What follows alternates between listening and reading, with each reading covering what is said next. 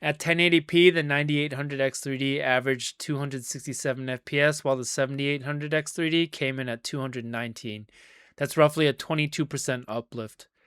The 1% and 0.1% lows were also noticeably stronger, with the 9800X3D holding higher consistency. That said, both chips already pushed Battlefield 6 to extremely high frame rates, and in actual gameplay, it's kind of tough to feel a difference when you're sitting above 200 FPS most of the time. It's more of a technical win in my opinion. It felt extremely smooth on both chips. Moving up to 1440, the 9800X3D still maintains a solid lead, 265 FPS versus 208, or about a 27% improvement. 1% lows were up by around 32%, showing smoother frame pacing. But again, the 7800X3D's performance remains excellent. I mean, once you're above 200 FPS, the gameplay feels and looks equally fluid. So while the 9800X3D's numbers are undeniably better, the actual experience isn't drastically different. At 4K, we start to see the scaling tighten up just a little bit.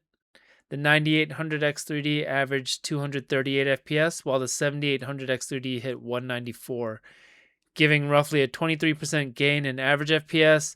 The 1% and 0.1% lows were a similar story, with 29 and 20% uplifts respectively. Even in 4K, both CPUs are delivering phenomenal performance, and although there's about a 20 to 30% difference in numbers, the gap between them is actually pretty hard to feel in real-world play. So like I've been saying, the 9800X3D is technically faster in every metric, but in practice, both chips deliver an elite level experience.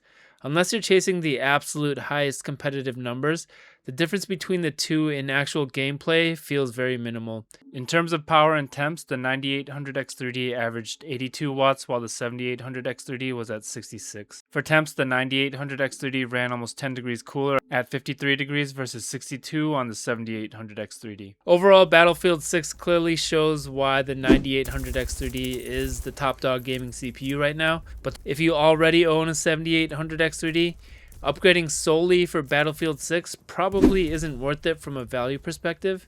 However, if you're building a new system or want the absolute best performance possible, the 9800X3D gives you that extra edge and will hold up slightly better as future updates roll out. At the end of the day, both chips deliver high-end FPS gaming.